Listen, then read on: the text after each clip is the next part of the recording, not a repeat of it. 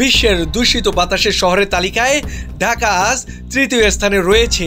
ঢাকার স্কোর 206, অর্থাৎ এখানকার বাতাসের মান নাগরিকদের জন্য খুব অস্বাস্থ্যকর।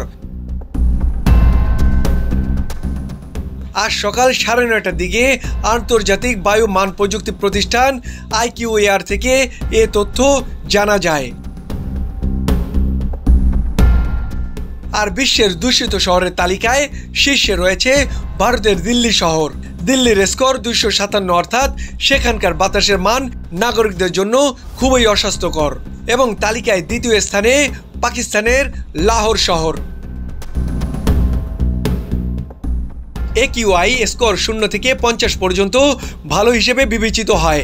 51 থেকে 100 পর্যন্ত স্কোর মাঝারি হিসেবে গণ্য করা হয়। আর সংবেদনশীল গোষ্ঠীর জন্য অস্বাস্থ্যকর বিবেচিত হয় 101 থেকে 150 স্কোর।